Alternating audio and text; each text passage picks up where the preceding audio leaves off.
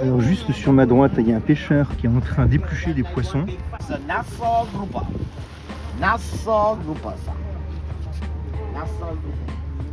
Ok. Et du coup, la raie, elle vient pour manger les restes du poisson. Alors là, elle ne bouge pas parce qu'il y a un poisson en dessous et elle est en train de se régaler.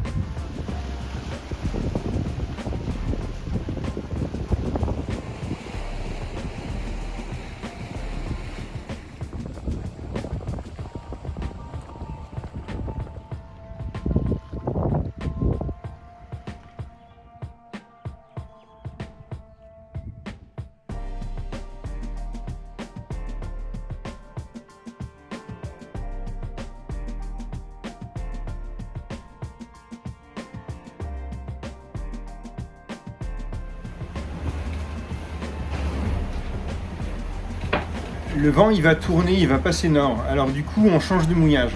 On va aller au nord de Long Island.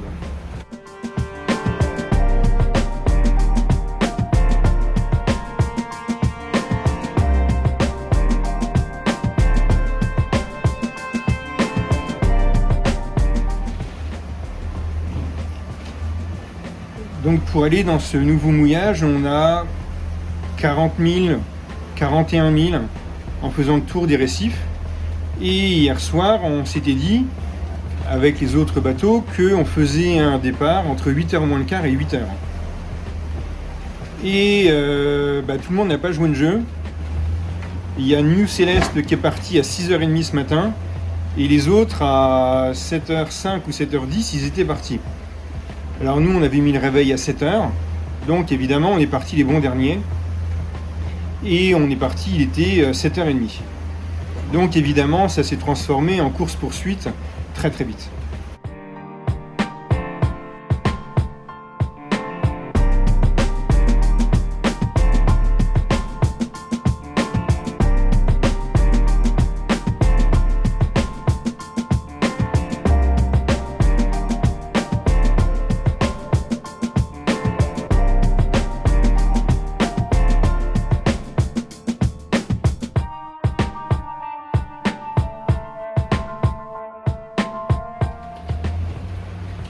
D'ailleurs, en dépassant le deuxième bateau, on a aussi dépassé le troisième bateau parce qu'en fait, on est passé entre les deux. Alors, le prochain bateau qu'on doit rattraper, il est juste devant nous. Et on peut cliquer dessus. Il s'appelle Joséphine. Alors, Joséphine... Joséphine, il est à 1 000 devant nous, on va le croiser à 0,3 000 et on va le croiser dans 26 minutes. Alors on voit ici la vitesse de Joséphine, le SOG. SOG, ça veut dire Speed Over Ground, c'est la vitesse du bateau sur le fond de la mer parce qu'il peut y avoir du courant. Donc Joséphine avance à 7 nœuds 58. Bon, et nous, là on est à 11 nœuds 3, 10 nœuds 9, 10 nœuds 6. Alors le vent, il est quasiment de travers, hein. Il n'est pas tout à fait à 90 degrés, il est plutôt à 85 degrés. Donc on a notre grand voile qui est réglé pour un petit travers. Et on a notre généqueur ici devant. Mais il est très très bordé parce que c'est vraiment sa limite d'utilisation.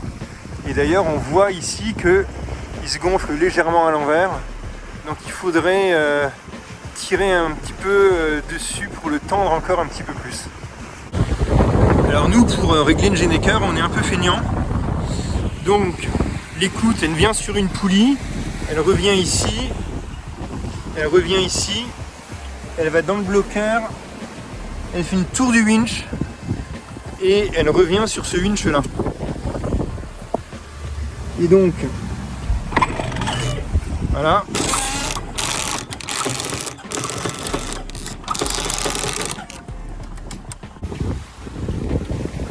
Et voilà, notre voile elle est un peu mieux réglé. On pourrait encore reprendre quelques centimètres.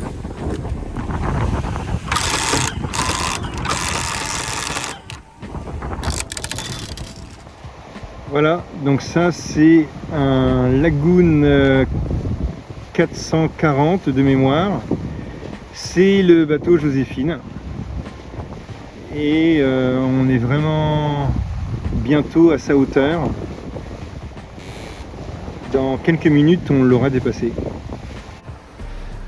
Alors au moment où je vous parle et où on est en pleine course avec Joséphine, on est précisément en ce moment en train de passer le tropique du Cancer.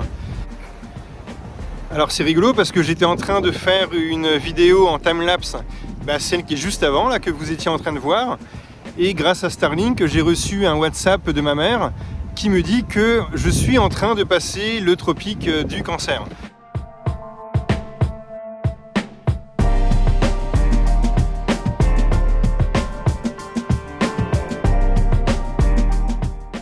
Donc je ne savais pas, je l'avais un peu oublié, mais Starlink, ça rend des services quand même.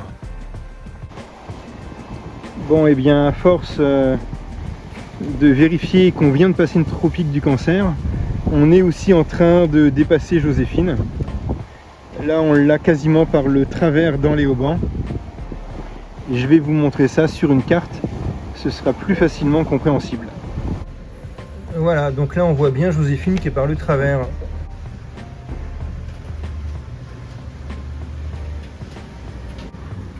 Alors maintenant qu'on a mangé Joséphine, on va essayer de manger le premier copain qui est parti avant tout le monde. Et il s'agit de New Céleste. Alors, New Céleste. New Céleste, actuellement, il est à 4 nœuds 5 parce que le vent vient de tomber. Mais nous, on est encore à un gros 7 nœuds.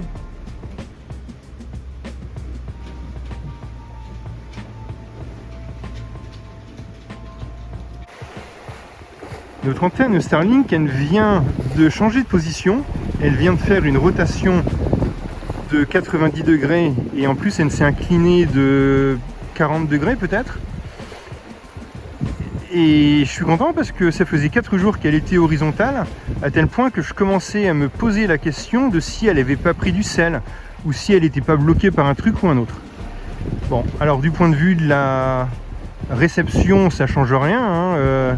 WhatsApp, la vidéo, la météo, YouTube, tout ça, ça change rien du tout. Mais elle vient de bouger. Donc ça, c'est une réponse à tous ceux qui disent qu'il faut peut-être enlever le moteur pour consommer moins d'énergie. Vous voyez, elle bouge 3 secondes tous les 4 jours. Donc en termes d'économie d'énergie, enlever le moteur, ça sert absolument à rien, à part le fait que l'antenne qui était étanche n'est plus étanche si vous l'ouvrez pour enlever le moteur. Alors je viens de vous faire une petite parenthèse à propos de Starlink, mais je vais me permettre de faire une deuxième parenthèse à propos de Starlink. C'est une parenthèse à propos de l'unique inconvénient majeur de Starlink. L'inconvénient, c'est que l'antenne elle est branchée en continu, donc la box elle est aussi branchée en continu, ce qui veut dire qu'on a de l'internet au débit 24 heures sur 24 sur le bateau. Seulement la nuit on dort. Et la nuit, nos téléphones portables, ils sont branchés sur leur fil pour qu'on les recharge, comme n'importe qui. Et après, comme n'importe quel téléphone, étant donné qu'ils ne se rendent compte qu'on ne les utilise pas et qu'ils sont en charge, eh bien ces téléphones-là, ils cherchent des mises à jour.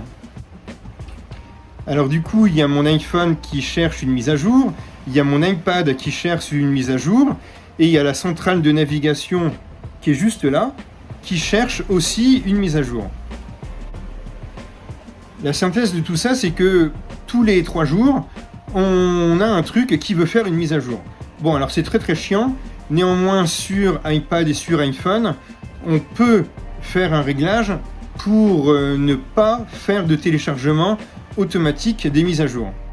Mais du coup, l'inconvénient direct de tout ça, c'est qu'il y a quelques jours, j'avais mis mon drone en charge pendant la nuit, comme ça le matin au lever du soleil, j'aurais pu faire une belle vidéo avec le lever du soleil.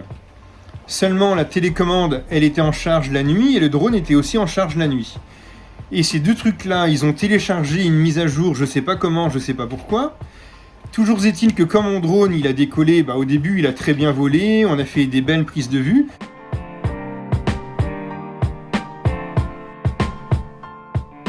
À un moment donné, le drone s'est rendu compte qu'il s'éloignait de plus en plus de son endroit de décollage, étant donné qu'on était en train de naviguer.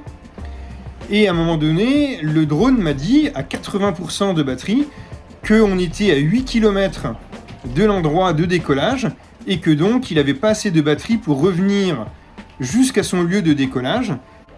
Alors du coup, ce qui s'est passé, c'est qu'avec 80% de batterie, eh bien le drone, il est parti.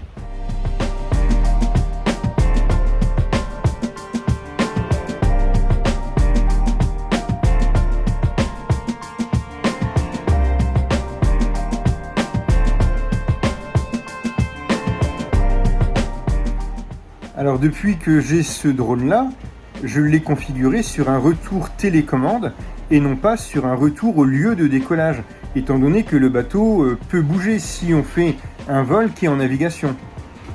Eh bien le fait de faire une mise à jour, ça a remis au réglage d'usine, donc au réglage retour au lieu de décollage. C'est pour ça que en pleine mer, mon drone il s'est barré.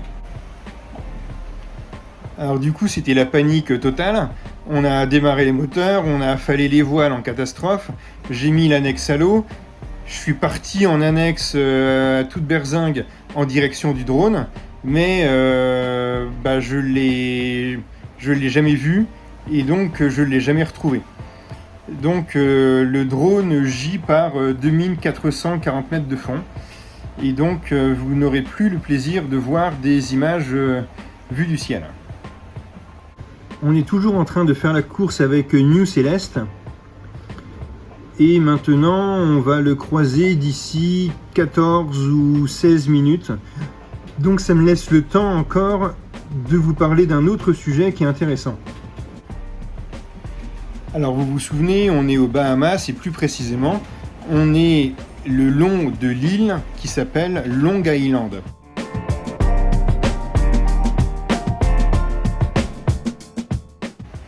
Et cette île-là, elle a la particularité d'avoir, à ma connaissance, 3 trous bleus, mais peut-être plus. Donc un trou bleu, c'est une fracture dans le plancher océanique en forme de rond.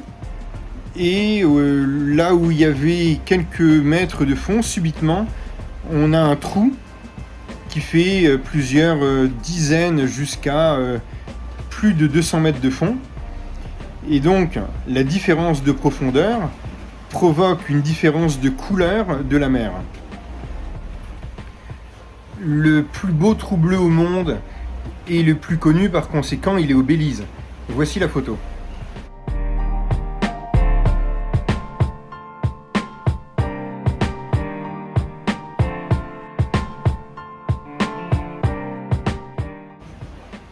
Mais donc ici à Long Island, il y a au moins 3 trous bleus. Venez, je vous y emmène.